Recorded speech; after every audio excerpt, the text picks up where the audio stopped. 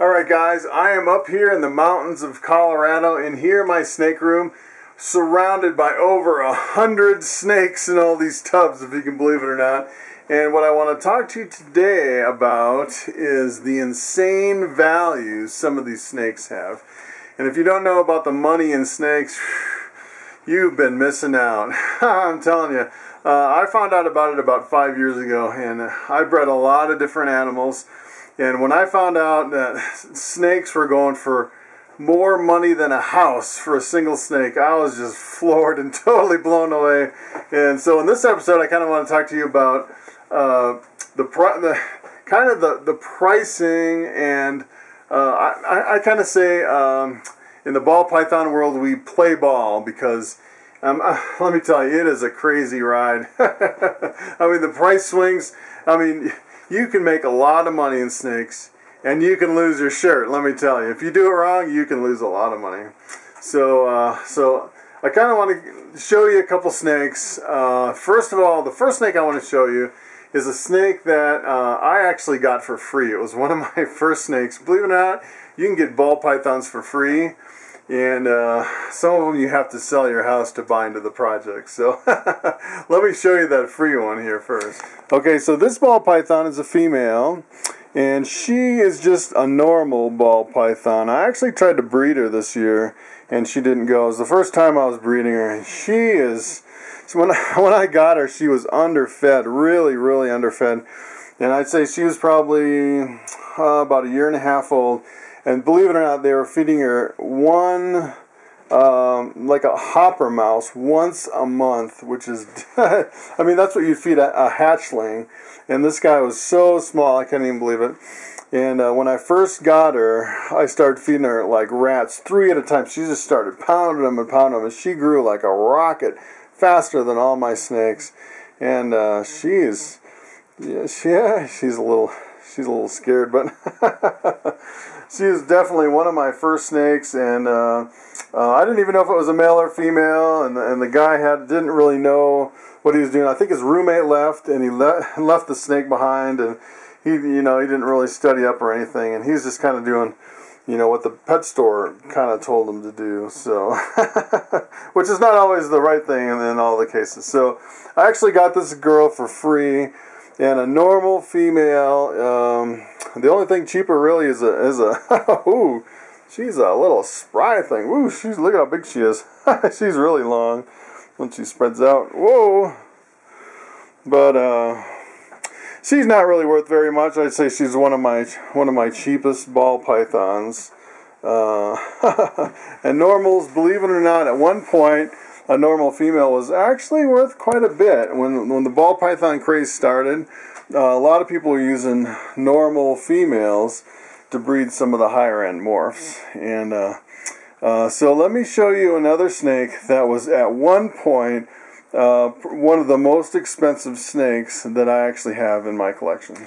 So take a look at this. This is a male ball python, and it looks completely normal. If you compare it to the other girl, the color and the pattern looks completely normal. The only thing that's different is he's got a few scales missing from the head. And when these first came out, believe it or not, actually about 5 years ago, when I first started in ball pythons, I looked on the internet, and I ran across a website called Morph Market. And believe it or not, they had some scaleless heads, and as soon as they post, they were selling. They were selling like crazy.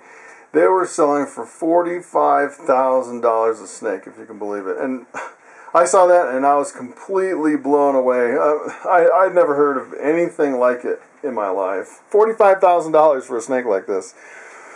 And actually, the most expensive snake I ever heard of is when they first bred 2 of these together.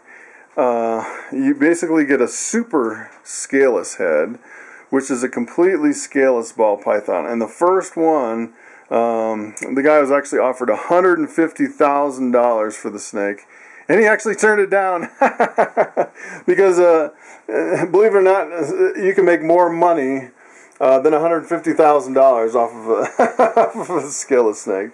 So let's talk about how the prices came to be and kind of how they come and go. So believe it or not, that scaleless head ball python, it's come down the fastest out of any project that I've ever seen. As far as, when I say project, it's basically a different pattern and color mutation of ball pythons. So it used to be back in the day that different snakes other than ball pythons were worth a lot, but now it's basically all ball pythons that have pretty much taken eclipsed everything as far as an investment quality animal. And basically what you see here in this room is my investment in some of these animals. And believe it or not, there's a lot of money tied up in this room, and I expect that I will make a lot of money, but it's not all about the money, really. So when I got into ball pythons, it was a whole combination of things. It was not necessarily just because there were snakes. It was because there were so many pattern and color mutations, and so many different prices. So back in the day, I'd say back in the early 2000s, late 90s, in order to get into any of these projects, anything other than a normal, you had to spend at least anywhere from $15,000 to $25,000 per snake to get in. And you know, actually, if it would have been going on right now, if the ball python craze just took off and everything was selling for $15,000 or $25,000, I doubt that I would get into it. So because it's a lot of money to come up with, and I would say it's a difficult sell, I would say. But now, all these years later, there's like 200 different color and pattern mutations, and you can get in at any level you want. So you could get in at the $40, normal ball python snake, all the way to I'd say some of the high-end stuff now is going for about $30,000 a snake, and anything in between. There's so many different things you can get into. So, boy, even I don't even know where to start, because there's so many different patterns and colors and different mutations, and the price is just crazy. So the thing with the scaleless head, and the reason that it's come down so fast, is because everybody's into the project. So if you would have got into the project, say 5 years ago, to buy 2 snakes, to buy a pair of scaleless heads, it would have cost you about $90,000, believe it or not. And it's kind of a race against time, because and it depends on how many people are in the project. So the scaleless head, everybody was into the scaleless head, and that's what really drove the price down, because it was just so awesome. Let me show you a couple other things here that, especially the pieds. I'll show you the pieds and kind of how I started into the pieds and kind of where it's going. So this is a pied female, and it was one of my very first snakes, and she's got some good size to her. She's about 2,000 grams now, which is just about ready to breed. I tried to breed her last year at about 1,500 grams, and she didn't go. So she should actually hopefully lay some eggs this year. And when I bought pieds, the guy I bought them from said he was buying het pieds for $2,000, believe it or not. And I bought these, so it's a recessive mutation, and you need 2 copies of the gene to get a visual. And this is the visual, so it has 2 copies of the gene. So if you breed this with a normal, all the babies are going to look normal, but they'll have 1 copy of the recessive pied gene. So they call it 100% het pied. And when I bought this girl, I bought her for $500 at the NARBC. And the interesting thing about this is, believe it or not, the bigger a female gets normally, the more expensive it is. So normally all the prices come down and down and down and down. So if I was to sell a pied hatchling today, I'd say it's worth about $350, maybe $400. So it's come down a little bit, but it's really held on compared to 5 years ago.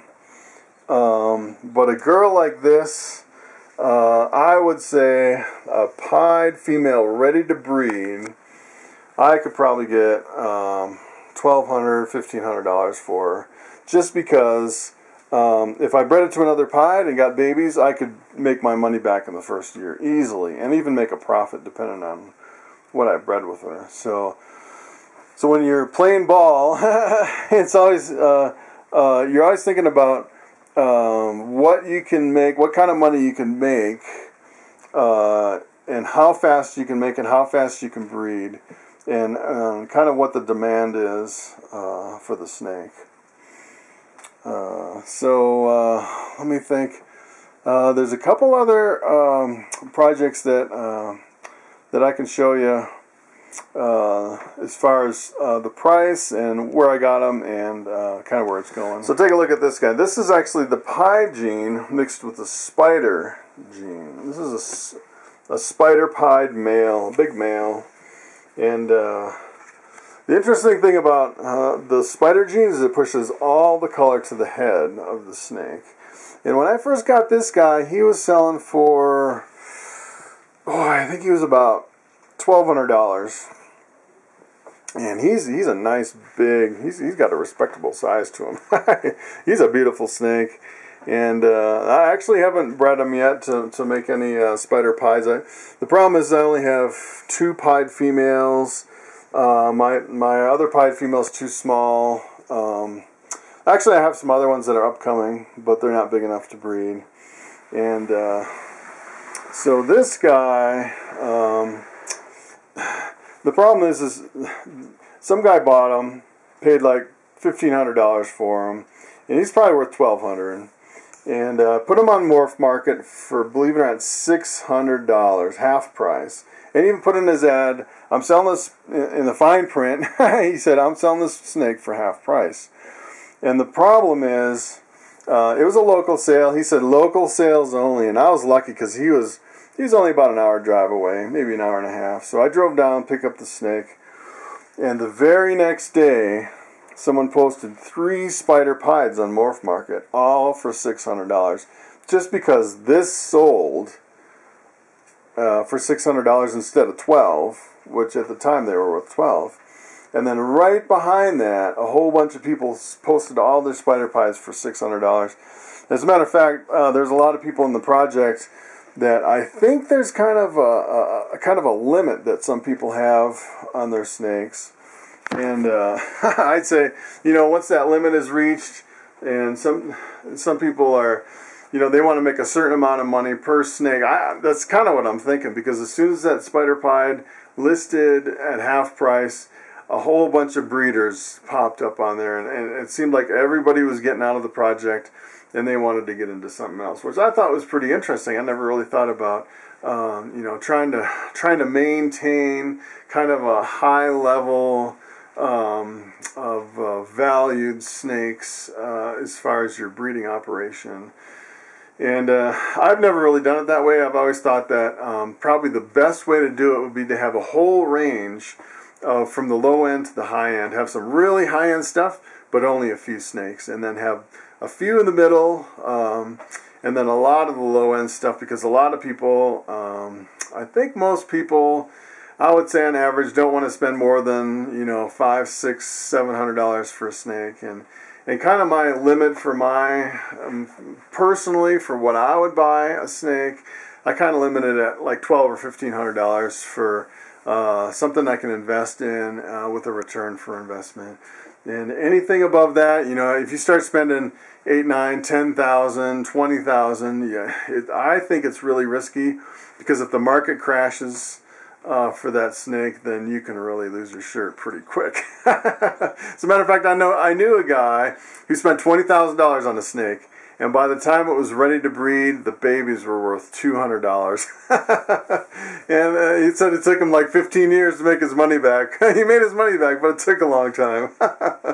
But that's kind of the risk you playing ball. Sometimes you can make a lot of money, and sometimes you can lose your shirt. So a lot of people ask, well, how much is my snake worth? I mean, really, how much is it worth? And it really depends on the market. It's basically worth however much money that I'm going to give you for that snake. So take a look at this snake. So this is a fire pied ball python. So pieds are, they're kind of holding their value pretty good. And pieds have come down quite a bit since I got into the game. The thing about the fire pied is I don't see many of them out there. And as a matter of fact, I think you'd be hard-pressed to find another straight fire pied ball python. And I could probably get at least what I paid for this guy. I can't really remember what I paid. Probably about, I think I paid like $800 or $900. He's probably worth even more now that he's of breeding size. It's a male, and males usually aren't worth as much as females because basically you can't get eggs from a male. So it's kind of hard to figure how much you can make from a male, and most people have like one male for every 2 to 3 females. So you'd really have to buy into a project like this and figure out, you'd have to have some females ready to go to really make them pay off. So if you bred them to a normal, you'd get normals and you get fires, which is kind of a lightning gene. So basically all this color and pattern in here is lightened because of the fire gene. And then the pied is a recessive, it breaks it up, so you won't see it unless you breed it to another pied, or if you breed 2 snakes together that have they're heterozygous for pied. So yeah, the question is, what is the value? So if everybody was into fire pieds and the market was flooded with fire pieds, it'd be really cheap. But since it's kind of a niche kind of a market, and it's still a pied, so it's pretty much still in demand, I think you could get a fairly good price for something like this. Not that I'm going to sell it, but that's kind of the things you have to think about when you're thinking, how much is my snake worth, and what can I get if I sell that snake. Okay, so let me show you my most expensive snake in my whole collection, and that happens to be one of my new hatchlings. I actually have 75 hatchlings right now, and I have 2 of these that are exactly the same, and they are the Scaleless Head Project. And this is a pastel pinstripe Scaleless Head, and she's kind of fired up. I gave her a couple mice the other day, so she's usually really snappy. I think a couple mice really, and she's getting some good size to her. And this is a female. I'd say the market value for a Lemon Blast Scaleless Head right now is about $6,000, which is pretty incredible. I have a $6,000 snake right here, and I actually have 2 of them, so that's like $12,000. So a lot of people. So a lot of people that are playing ball, I would say. I've seen a lot of people do this. They'll hatch out some really high-end snakes. They go, oh yeah, I got a $6,000 snake. I got another $6,000. I can make 12 grand. So what they do is they sell the snakes, and they make 12 grand, and then the next year, and the next year, and the next year, pretty soon, 5 years down the road, they still have the same snakes. And the problem with the Scaleless Head is, that one male I showed you, when I first started, it was like $45,000. And when I bought into the project last year, I think I got mine for $1,200. And now they're worth $700. So you can kind of see the decline in price. And so kind of my goal is to hold back all my Scaleless Head stuff. And I could probably make 20 or 30,000 this year, I would say, from just the Scaleless Head snakes I have. But I'm going to hold them back, and I'd say in 3 years, that 30 grand will probably be worth maybe 5 grand. You say, you're kind of crazy doing that. But the thing is, if I can breed the Scaleless Heads together, I get completely scaleless ball pythons. And right now, completely scaleless ball pythons are selling for about $30,000 a piece. So you can kind of see you're kind of chasing the projects, and the price is plummeting, and if you don't keep moving forward, you kind of get left behind. and really what you need to do is you need to either expand to accommodate your upgrades, or you need to sell some of your some of your lower end stuff and kind of keep the same size. And I kind of plan on doing a little bit of both. So I started with a lot of normal females and single gene females, like big lemon blasts and pinstripes. And I think I have like 4 normal females. And so that's kind of the stuff that's going to go first. And I'll hold back some of the higher end stuff, you know, like the scaleless heads and some of my bamboo combos and some of the really cool stuff like that. Maybe multiple gene snakes to kind of produce higher end stuff as you go. And you can kind of see as ball python breeders kind of advance, they get to the point where they're producing so much stuff that's so high end that they're so far ahead that you're thinking, how did they get there? And if you look back at some of the early stuff that they did, they started kind of like what I'm doing, is, you know, with a bunch of normals and single gene animals, and just kind of progressed and replaced as they go. So that's kind of how you play the game and you move ahead in the game. So let's talk about snakes other than ball pythons. And I happen to have a couple. I would say they're fairly investment quality. I just kind of bought them as kind of a... I wanted to get into big snakes, and I have this big, huge albino retic. And I put her down here on this coconut husk so she could shed out, because she shed really bad last time. And look, she just shed, and it worked fantastic on this coconut husk. And it looks like she doesn't have any stuck shed at all. But of course they completely destroy their cage and they make a big mound of snake poop. And what I want to do from here is I'm going to move her up on just a paper substrate, so to get her off of this. But a girl like this, she can lay some serious eggs. So I think I paid like $350 for her when she was a little baby. And I'm going to actually cross this purple albino, Sonny here. He's still in shed. He's going to shed out here, but I paid a decent price. When I bought him, the guy I bought him from paid like $1,000 for him. So I think when I cross him with Lucy over here, the babies will probably be worth anywhere from $500 to $700. But you have to realize, even though it's not a whole lot of money, that a snake like this can lay up to 40 eggs. You know, and at $500, that's $20,000 in snakes just from this one female. And the problem with that is you can flood your own market. So if you produce too many snakes of the same kind, it's hard to move them. It's hard to sell them. So she's a really beautiful snake. Actually, I think I'm going to move her up now that she's shed. Alright, she looks a little happier now. I got her off all that mess. And I'm actually going to try paper towels. I've never really tried it. I don't know how long it'll stay together, but we'll see how it stays together here. So here's another situation that I've seen some people face, that they're just kind of starting out and they get a bunch of snakes and they breed them.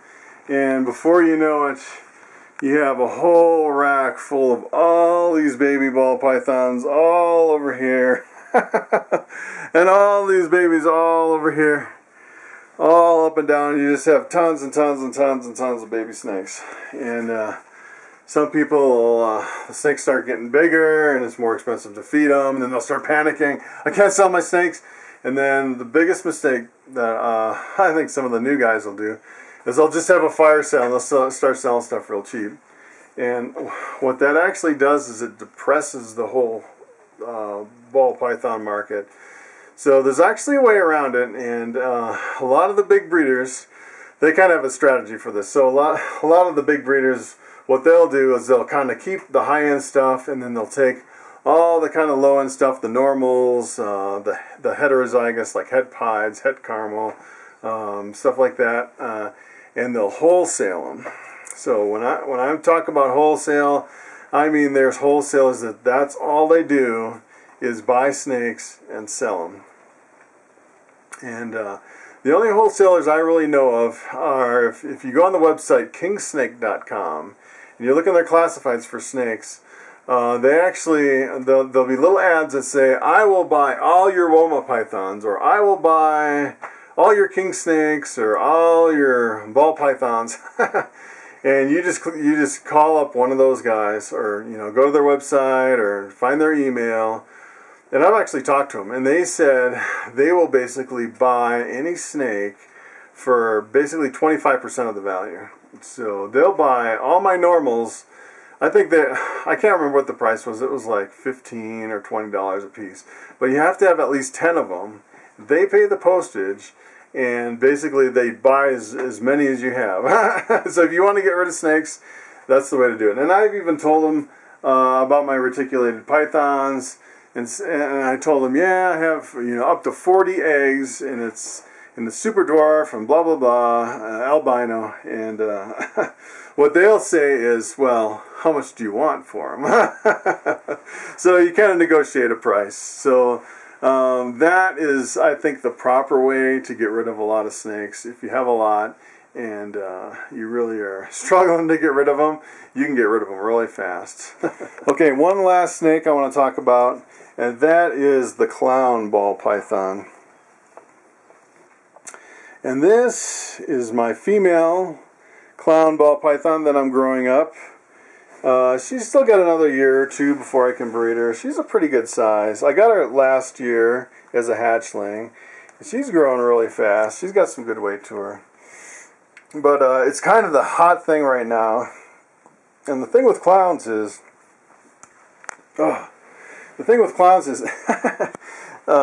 basically it's one of the mutations that mixes the best, I think, with everything. So I've seen some people, actually, there's a lot of genes that aren't very well known.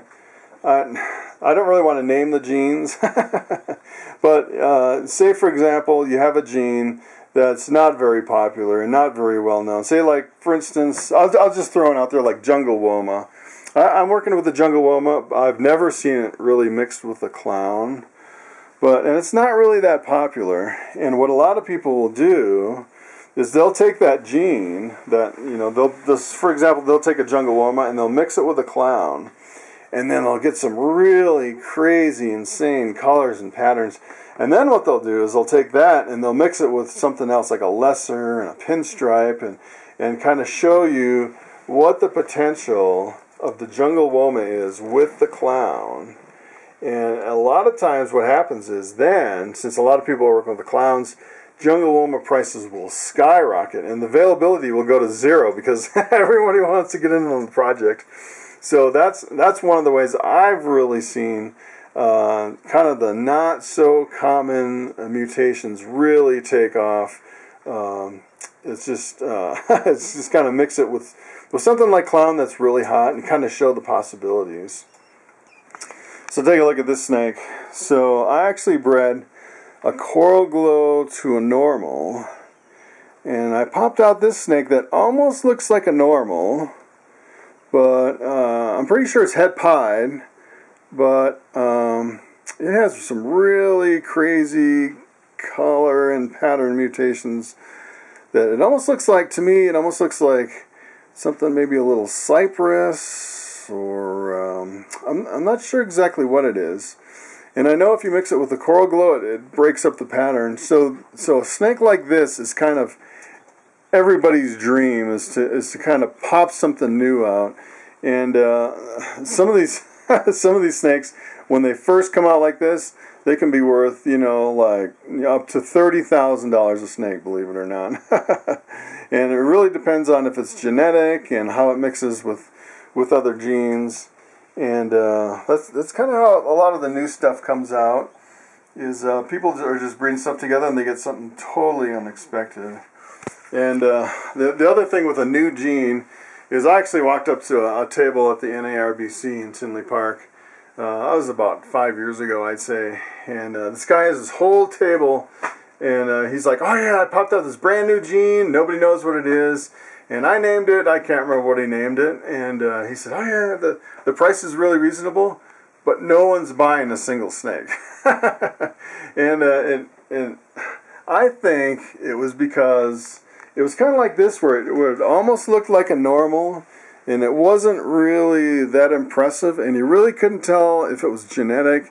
And I think the big thing is you really couldn't tell how it mixed with other genes. That was the big thing. So, I mean, if you took this and you bred it with a clown and you got some bright purple snakes or something really crazy, oh yeah, then they'd be flying off the shelves. And I think what you really need to do, not only that, is to prove it out, but you need to get it out there in some kind of format, either YouTube or Instagram or Facebook or something where some people can see what you're doing, or maybe bring it to one of the bigger breeders and say, hey, can you kind of showcase this snake for me?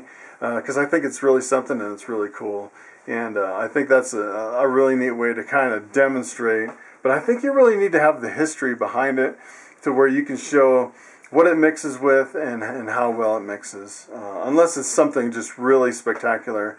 Even the scaleless head, it's not really that impressive, but you mix the two together and you get a completely scaleless snake.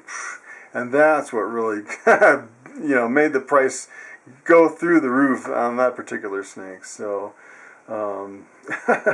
so that's pretty much all I have for the prices of ball pythons. It's, playing ball is kind of a wild ride, because you can make a lot of money, you can lose your shirt, but the cool thing I like about it is you can breed a lot of really cool snakes, and you can get in at any level. You can make a lot of color and pattern mutations. And I think one more thing that I really like specifically about ball pythons is that you can breed a snake and have like 6 genes in that snake, and you can actually breed it out and get all those genes in the pure form back out of it. So, for example, if you bred like a poodle and a greyhound, you get a mixed dog, and no matter how many times you breed that mix, you'd never get the poodle and the greyhound back. With ball pythons, it's completely different. You can breed 5 different snakes together and then get all the purebreds back out of that snake. And I think that's the #1 thing that kind of sets ball pythons apart from almost any animal that I know of, because you breed stuff together and there's no way you can really tease out all those different genes into the pure form. And I think that's probably the main thing that sets ball pythons ahead of all the other animals as far as like an investment quality kind of a snake. Especially even on all the reptiles, there's a lot of stuff where there's shades of gray, where you get a lot of the genes aren't as well defined as you'd see in the ball pythons. So I think that's really what kind of sets it apart from everything else. So that's pretty much it. If you're wondering what I'm doing with all these snakes, I am doing I'm playing ball. It's an investment experiment in genetics, and it's great for pets, and I really like it, and I just like making new things, combining different things. There's with 200 plus different mutations, they say there's like 100 million different combinations or something. You could make stuff your whole life, and you still never make it all. So that's another thing that that's really exciting about the ball python. So thanks for watching the show. I hope this enlightened you and kind of opened your eyes to how people are playing ball with ball pythons and the insane value of some of these snakes. So thanks for watching, and I will see you next time.